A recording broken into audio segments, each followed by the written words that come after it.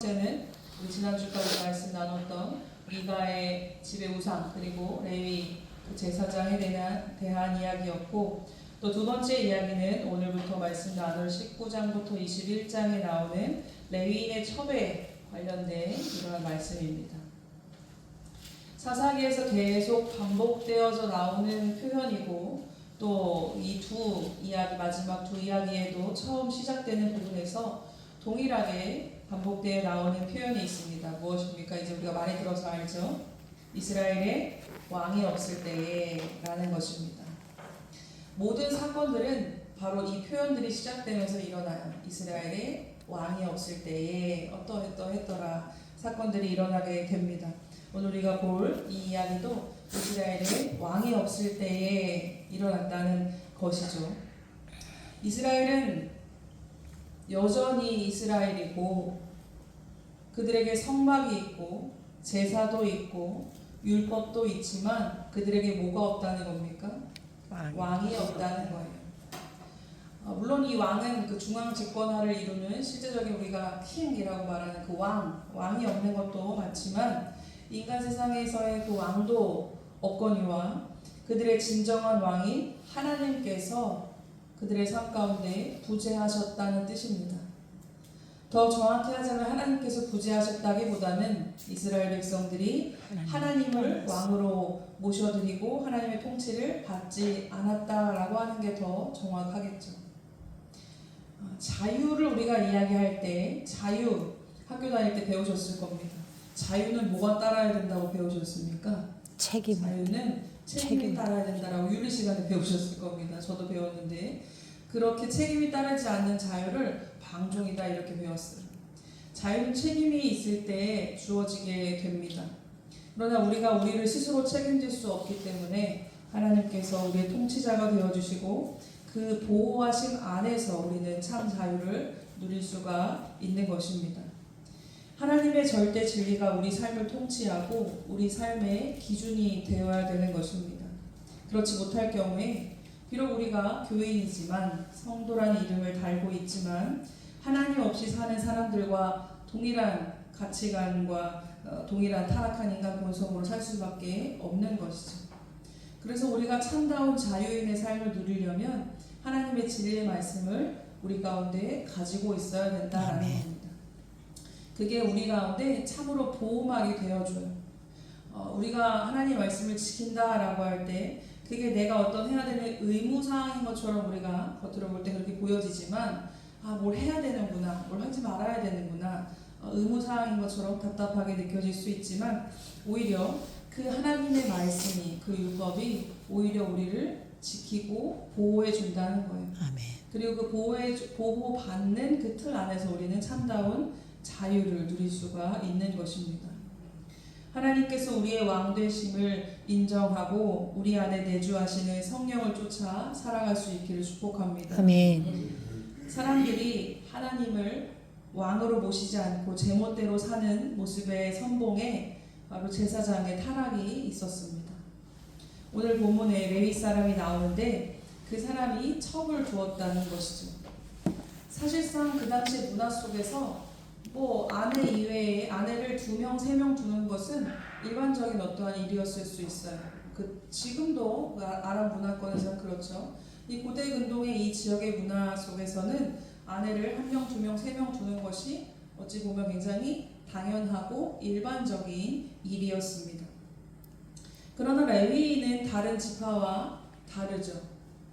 레위 지파는 하나님의 성전을 관리하고 제사를 집례하고 또 백성들에게 율법을 가르치는 이런 종교적인 업무를 담당하는 사람들입니다. 하나님의 그 일을 하라고 레위인을 부르셨다는 거예요.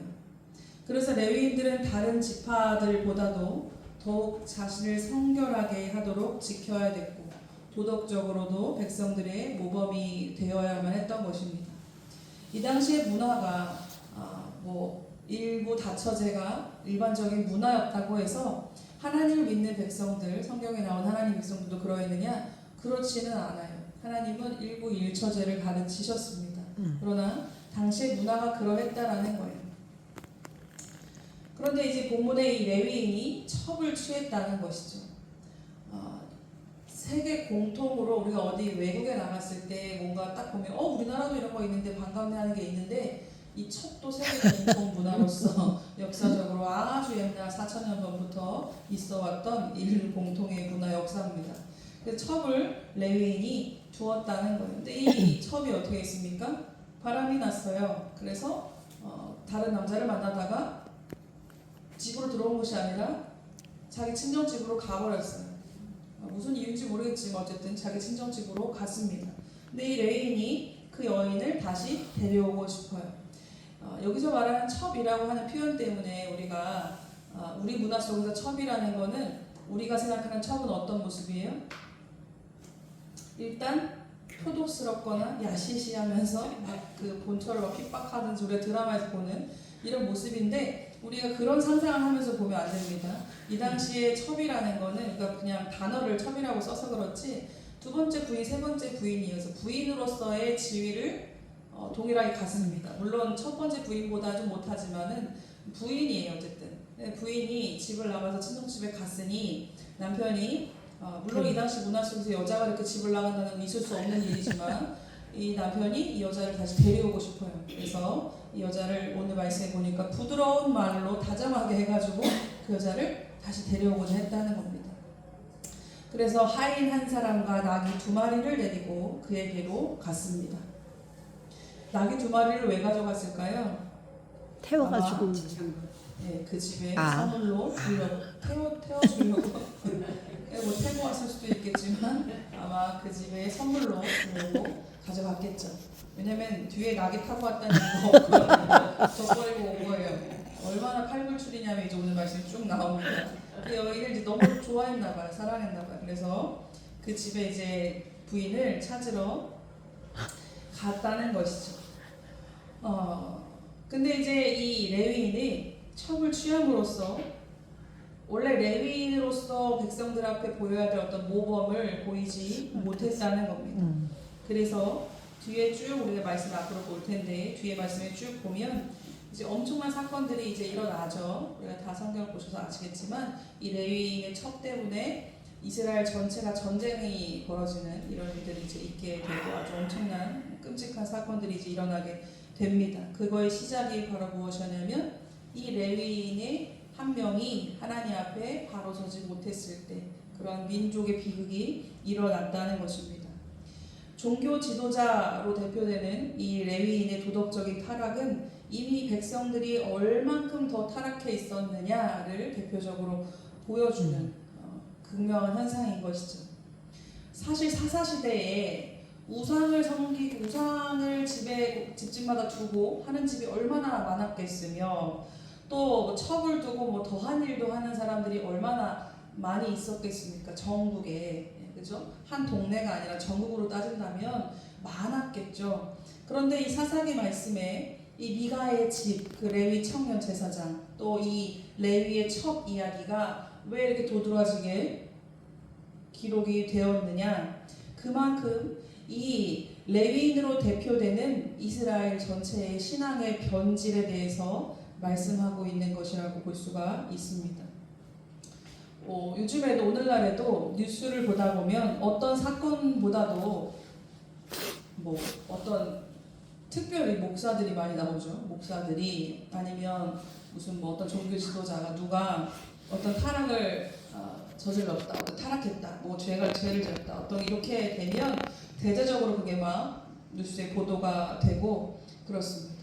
사실 어떻게 보면 교회 안에서 우리 교인들끼리 우리 목사님 하지만은 사실 일반인이잖아요. 정치인도 아니고 기업가도 아니고 연예인도 아니고 그런데 왜 그렇게 사람들이 달려들어서 막 욕을 하고 막 그렇게 관심을 보이는가? 적어도 사람들 마음속에 내가 교회 안 다녀도 내가 뭐 불교 신자가 아니어도 종교 지도자라고 한다면 종교인이라고 한다면 그러면 안 되지 않아? 라고 하는 막연한 어떤 기대치가 있다는 것이죠. 그래서 자기들은 어떻게 보면 더 악한 일을 하면서도 당신들은 그러면 안 되지 라는 게 있어요. 왜냐면 우리 사람들의 보편적인 우리 정책 가운데 뭐가 있냐면 저 사람들이 타락하면 왠지 다 우리가 다 멸망해 죽을 것 같아. 진짜 우리 인간 세상이 다 썩은 것 같아 라고 하는 그 불안한 마음이 있는 거예요. 그러니까 사람들이 다 악하고 막 이렇게 다 죄를 짓고 살아도 왠지 우리가 그러다가도 교회 가면은 뭔가 이렇게 죄를 씻음 받아야 될 것 같고 그런 게 있는데 교회마저 성당마저 절마저 그런다면 우리는 어디 가서 위로를 얻고 죄를 씻으란 말이냐 이렇게 되는 거죠. 막연한 그런 어떤 불안한 마음이 사람들 가운데 있습니다. 그래서 종교 지도자들에 대한 그 기대가 있죠. 그런데 정말로 종교 지도자들은, 종교인들은 도덕적으로 성결한 삶을 살 필요가 당연히 있고 또 세상 윤리의 기준이 되어야 되기도 합니다. 그래야 되죠. 또한 성도들도 이 세상에서 주님의 말씀과 같이 왕같은 제사장이요 세상의 소금과 빛으로서 주님의 제자의 길을 걸어가야 됩니다. 아멘. 교회가 무너지면, 성도가 무너지면 끝이다. 여기가 마지노선이다 라고 하는 이런 정신이 우리 가운데 있어야 되겠습니다. 성도는 세상을 따라가는 사람들이 아니라 세상을 이끌어야 될 사람들입니다. 왜냐하면 우리는 길을 아니까, 우리는 빛을 볼 수 있으니까. 그래서 우리는 그 빛을 보는 눈이 있고 그 빛을 향해서 가는 길을 알아요. 그래서 그 길을 가는데 사람들로 하여금 여기가 맞다고, 일로 가야 된다고, 이게 살 길이라고 인도하고 가르쳐야 될 의무가 우리 가운데 있는 것이죠.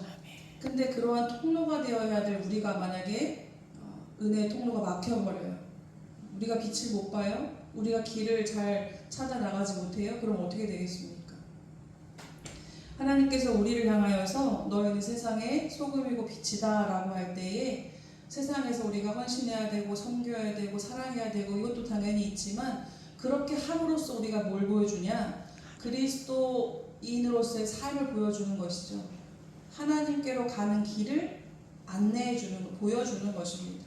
내가 선하게 살고 그런 좋은 일을 함으로 인해서 당신 정말 훌륭하군요 라고 칭찬받으려고 하는 것이 아니라 그걸 보여주려고 하는 거예요. 아멘. 이게 바른 길입니다. 하나님께로 가야지 우리가 살아요 라는 걸 보여줘야 된다는 것입니다. 바른 길, 승리의 길을 감에 있어서 우리는 지체하지 말고 주저하지 말아야 됩니다. 근데 우리의 본성은 자꾸 여기가 좋사오니 라고 하거든요. 그러나 신앙은 천성을 향해서 계속 나아가는 것입니다. 레일의 첩을 데리러 갔을 때 그의 장인이 이제 사이가 오니까 기분이 좋아가지고 막 계속 머물라고 하잖아요. 처음에 이제 2박 3일을 머물렀어요. 이틀을 밤을 잤습니다. 장인 어른 집에 가서 이틀 밤 잤으면 많이 잤죠? 집에 가고 싶겠죠? 뭐 그의 마음이 어땠는지 몰라요. 성경에 안 나오지만 이틀 밤을 자고 이제 2박 3일 됐으니까 집에 가야겠다 했다는 거예요. 그랬더니 이 장인이 어떻게 합니까? 자꾸 잡아요. 이거 맛있는 거 먹고 하룻밤 더 자고 가라는 거예요. 뭐 이해가 돼요. 뭐 그럴 수 있죠. 더 이제 사위랑 함께 하고 싶고 딸이랑 함께 하고 싶으니까 하룻밤 더 자고 가라고 합니다. 그래서 이 레위인이 장인이 뭐 더 자고 가라고 하니까 마지못해서 어쨌든 더 자고 갑니다. 그리고 이제 다음 날 이제 진짜 가겠습니다 했더니 또 잡아. 또 잡는 거예요. 먼 길 가야 되는데 이거 먹고 좀 힘을 복돋으라는 거예요. 그러니까 하룻밤 더 자고 가요. 또 잡니다. 총 4박 5일이 됐어요. 4박 5일이 됐습니다. 그렇게 됐을 때 이제 가겠습니다 했더니 장인이 또 잡아요. 또 하룻밤 더 자고 가라는 거예요. 그랬더니 그때 레인이 이제는 더 이상 있고 싶지 않아서 성경에 그렇게 나와요. 여기서 밤을 지내고자 하지 아니하여 이제는 이제 가겠습니다 하고 오후의 길을 떠났다는 것이죠. 본인이 원래 생각했던 어떤 일정이 있었을 테지만 그 일정보다 지금 많이 지체되었습니다. 총 4박 5일의 일정으로 지체가 됐어요. 물론 처갓집에서 뭐 4박 5일을 있든지 40일을 자든지 뭐 상관이 없겠지만은 어쨌든 그의 입장에서 시간을 많이 지체하게 되었고 마지막 날 5일째 오후가 되어서 길을 떠나는 모습을 보면서 그가 얼른 돌아가야만 했던 어떤 이유가 있다는 것을 우리가 알 수 있죠. 왜냐하면 먼 길을 갈 때는 오후에는 절대 가지 않기 때문입니다. 요즘에야 뭐 대전도 부산도 밤 9시에 출발할 수 있지만 이 당시에 먼 길을 가려면 무조건 아침에 가야 돼요. 그죠? 어두워지면 짐승을 만날 수도 있고 짐승보다 더한 인간들을 만날 수도 있고 하기 때문에 아침에 밝을 때 가야 됩니다. 근데 오후에 그가 길을 떠났다는 것은 빨리 가야 되는 어떤 이유가 있었다는 걸 알 수가 있죠. 그래서 어쨌든 이 장인의 계속된 권유, 또 그 권유에 못 이겨서 레위인이 계속 하룻밤 더 자고 이렇게 하는 지체하는 결정을 보면서 결국에 이 레위인이, 이 사람이 왜 그런 삶을 살고 있었는지를 알 수 있게 돼요. 그 사람은 어떠한 성향을 가지고 있느냐, 그 사람의 선택 기준이 무엇이냐, 자기 육신의 좋은 대로 행하는 사람이라는 겁니다. 여러분, 우리가 육신의 좋은 대로 행한다라고 할 때 꼭 무슨 악한 죄를 저지르고 이것만 육신대로 행하는 게 아니에요. 하나님 말씀의 어떤 방향이 있는데 거기서 엇나가서 우리가 볼 때 그것 괜찮은 거 아니야, 선한 거 아니야, 좋은 거 아니야 라는 거일지라도 하나님 말씀에서 어긋나는 게 있다면 그게 내 육신의 좋은 대로 행하는 것입니다. 때로는 다른 사람에게 혹시 상처를 주는 것은 아닌지 내가 눈치를 보면서 하나님 말씀대로 살지 못하는 경우도 있죠. 그러나 깊이 우리가 들여다보면 그런 상황을 견뎌낼 수 없는 자기 마음이 문제예요. 때로는 내 마음이 혹시 불편하더라도 순종해야 될 때도 있습니다. 그렇다고 무조건 다른 사람을 막 상처 주고 강경하게 하는 것이 무조건 말씀대로 사는 것은 아니지만 어쨌든 하나님 말씀이 분명하다 할 때에는 그때에는 혹시 나의 결정 때문에 어떤 안 좋은 일이 뭐 불이익이 있을까? 아니면 나 때문에 이것이 이 사람이 상처받을까? 뭐 그런 어떤 염려가 우리가 될 수 있잖아요. 그래서 주저앉게 되고 하는 경우가 있단 말이죠. 그러나 하나님의 뜻이 분명하다면 우리가 아멘하고 순종하며 나아가야 되는 것입니다. 아멘. 그럼 그 사람이 상처받고 그 사람이 아프고 피해보면 어떡합니까? 하나님의 뜻이 분명하다면 하나님이 그 사람을 상처 주게 놔두지 않아요. 하나님이 그 사람을 아프게 피해보게 두지 않습니다. 하나님의 뜻이 분명하다면 하나님과 합력하여 선을 이루시는 분이시기 때문에 아멘. 내가 염려하지 않아도 나는 순종하는 것이고 그 뒷일은 하나님이 이루실 줄로 믿습니다. 아멘. 그래서 내가 염려하고 내가 계산하고 내가 생각했던 것보다 하나님이 하실 때 더 아름답게 일들이 풀어지고 세워지는 것들을 보게 되는 것이죠.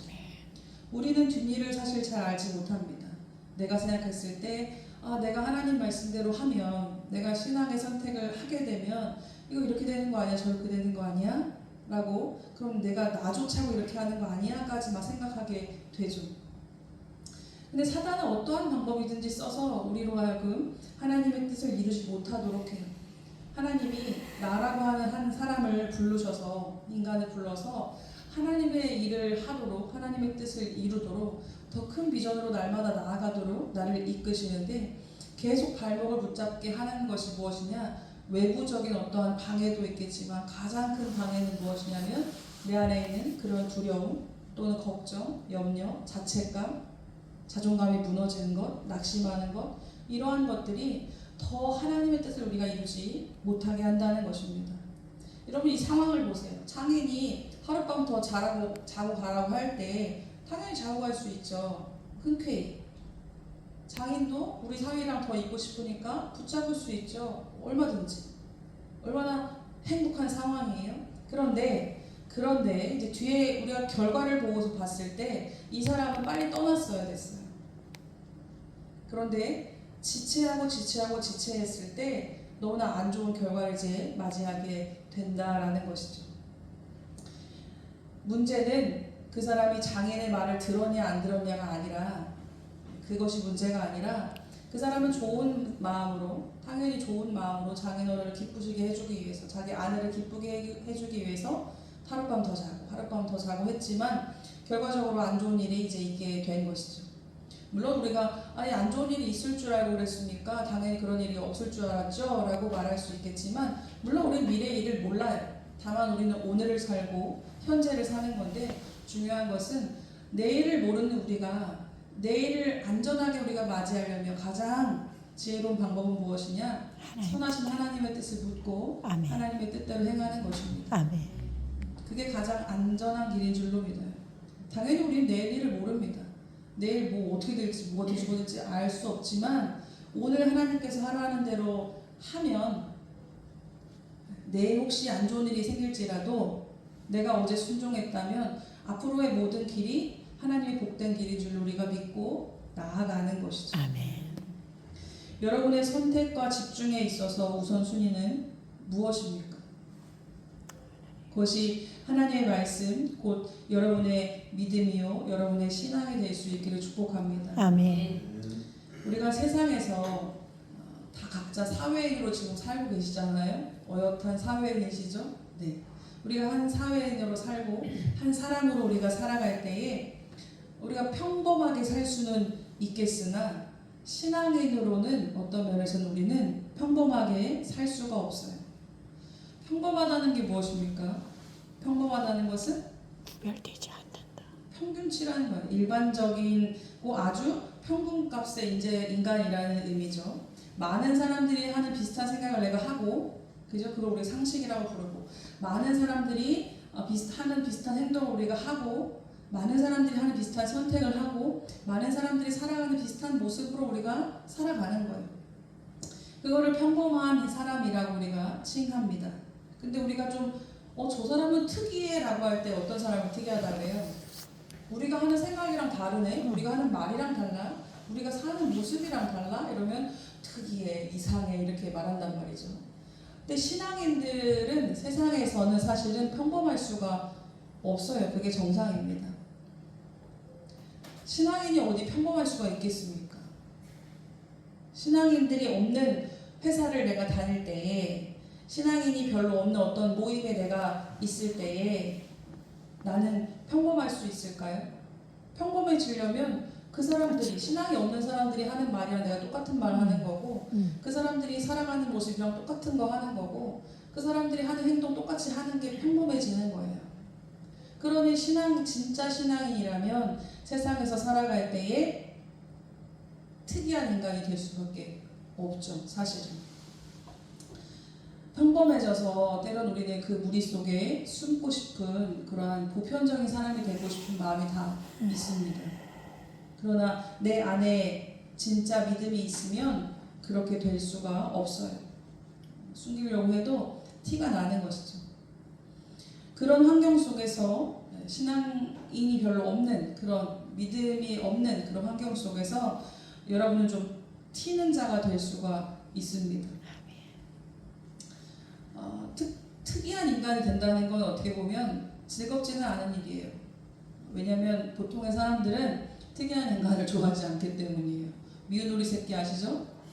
미운 오리 새끼 아시죠? 알고 봤더니 걔가 백조인데 너는 왜 이상한 털을 가지고 있고 색깔이 이상하고 너는 왜 걷는 게 이상하냐? 왕따를 시키잖아요.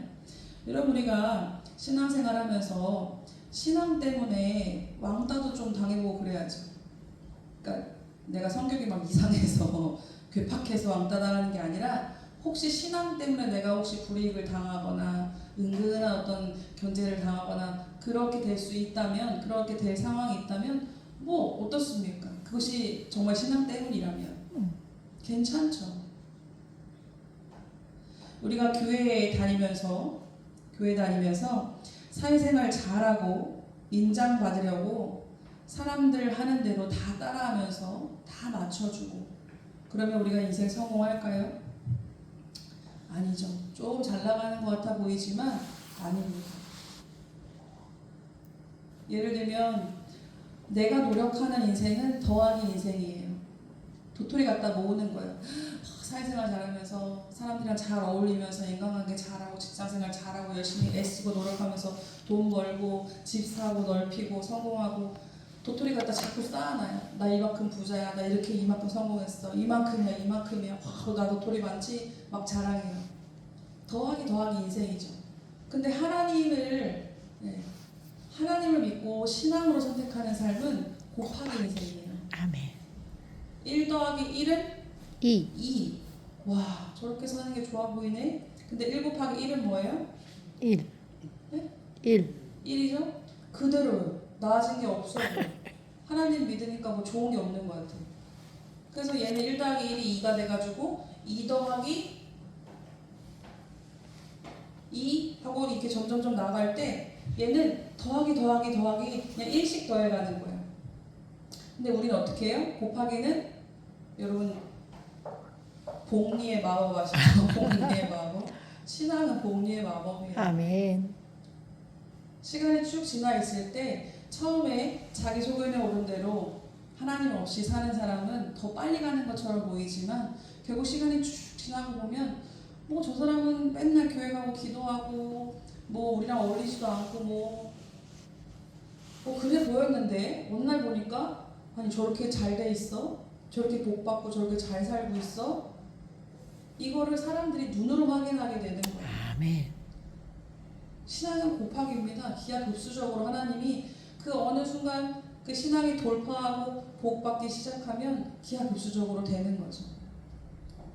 모두가 왕이신 하나님 없이 살면서 자기 뜻대로 자기 소견에 옳은 대로 다 살아가는 그 와중에 하나님께서 어떤 한 사람을 찾으시는 거예요. 과연 누가 다 그냥 자기 멋대로 자기 뜻대로 자기 잘났다고 똑똑하다고 훌륭하다고 그렇게 자기 인생을 경험하면서 사는 와중에 누가 하나님을 바라보고 사람들이 볼 때는 좀 바보 같지 않은가 싶을 정도로 하나님 바라보고 누가 사는가 찾으시는 그 사람이 있다라는 거예요. 그렇게 해서 이 사사기가 끝나고 등장하는 인물이 누굽니까? 다윗 왕이잖아요. 사울 왕은 하나님께서 너희들이 원하는 사람들이 원하는 왕이라는 걸 이렇게 실패하는 거를 보여주신 거고 하나님이 정말 제아의 고수처럼 저기 시골 목동으로 막 진짜 티 없이 해맑게 막 양이나 치던 소년을 하나님이 왕으로 픽하시잖아요. 그게 바로 다윗이다.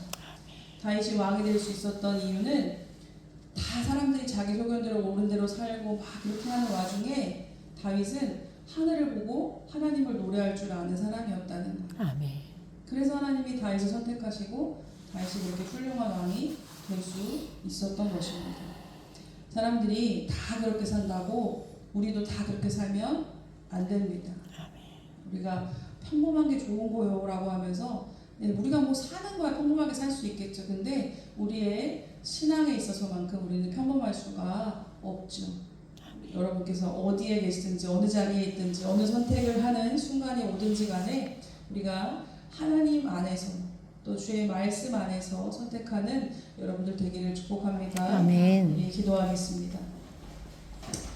할렐루야. 하나님 감사합니다. 하나님 사람들 다 가는 길로 가지 않게 하시고 하나님 말씀하시는 길로 주님이 오라 하시는 길로 나아가는 그러한 믿음 있는 용기 있는 자들 다 될 수 있도록 주님 도와주시옵소서. 아멘. 하나님 말씀을 들을 때에 볼 때에 그 말씀이 우리 가운데 양약이 되어서 우리를 이끌어갈 수 있도록 인도하여 주시옵소서. 아멘.